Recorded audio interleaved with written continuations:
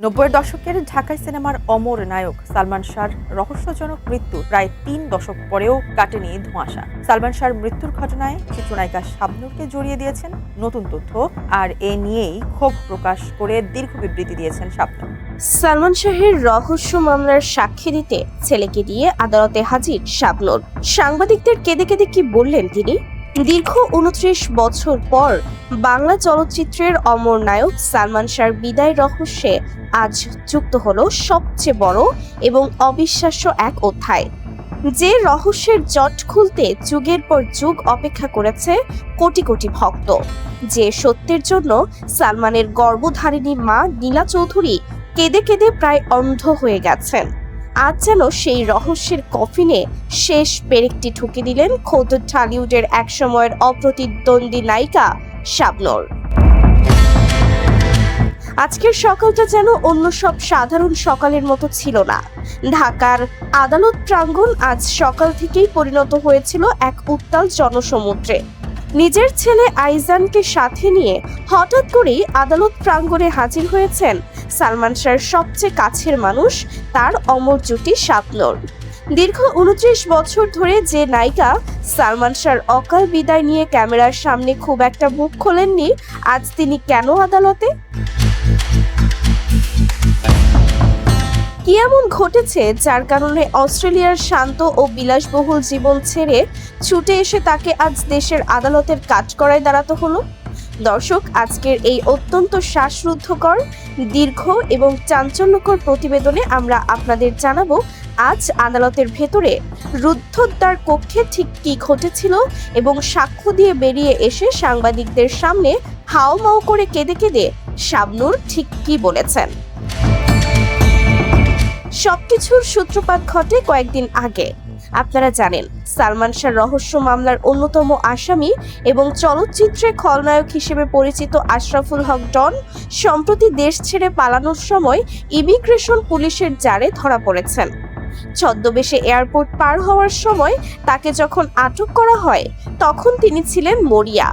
তাকে সিআইডি ও ডিবির রিমান্ডে নেওয়ার পর থেকেই পুলিশের টানা জিজ্ঞাসাবাদে বেরিয়ে আসতে শুরু করে একের পর এক চাঞ্চল্যকর ও লোমহর্ষক তথ্য।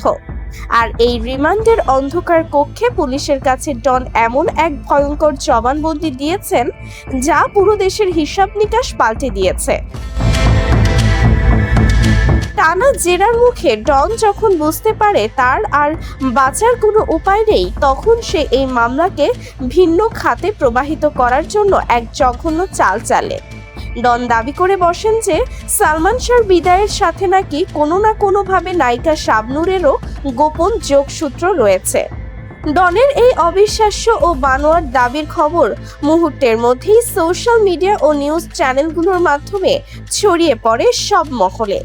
আর এই খবর কানে পৌঁছানো মাত্রই ক্ষোভে, অভিমানে এবং অপমানে চলে ওঠেন শাবনূর।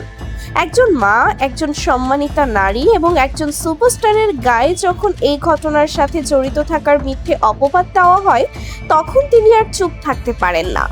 নিজের গায়ে লাগা এই কলঙ্কের দাগ মুছতে এবং আসল অপরাধীদের মুখোশ টেনে ছিঁড়তে তিনি আর এক মুহূর্তও দেরি করেননি। দীর্ঘ ২৮ বছরের নীরবতা ভেঙে তিনি আজ যে হুঙ্কার দিলেন তাতে কেঁপে উঠেছে পুরো অপরাধী চক্র। সব কাজ ফেলে ছেলেকে সাথে নিয়ে সোজা হাজির হয়েছেন আদালতের বিচারকের সামনে রাজ সাক্ষী দিতে। বিশ্বস্ত সূত্রে জানা যায়, কাঠগড়ায় দাঁড়িয়ে শাবনূর আজ এমন কিছু তথ্য প্রমাণ দাখিল করেছেন যা দেখে খোদ বিচারকও স্তব্ধ হয়ে গেছেন।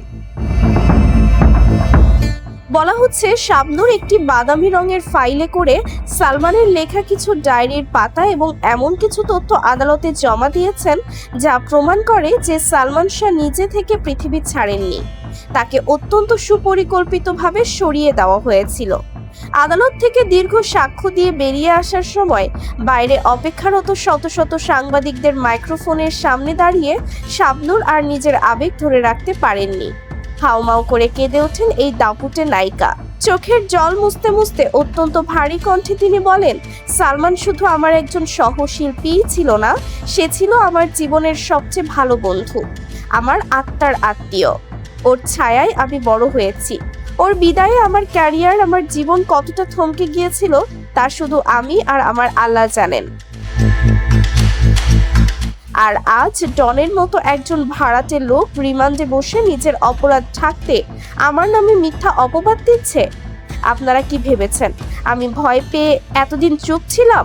না, আমি অপেক্ষায় ছিলাম সঠিক সময়ে। আমি আজ এখানে দাঁড়িয়ে সারা দেশের মানুষকে বলতে চাই, সালমানের এই মর্মান্তিক পরিণতির সাথে আমার দূর দূরান্ত পর্যন্ত কোনো সম্পর্ক নেই। আমাকে ফাঁসিয়ে আসল চক্রীদের বাঁচানোর জন্য ডন এই নোংরা নাটক সাজিয়েছে। শাবনূরের এই কথাগুলো শোনার পর সেখানে উপস্থিত সাংবাদিকদেরও চোখ ভিজে ওঠে। 28 বছর ধরে বুকে চেপে রাখা এক অব্যক্ত যন্ত্রণা যেন আজ লাভা হয়ে বেরিয়ে আসছিল শাবনূরের কণ্ঠ থেকে।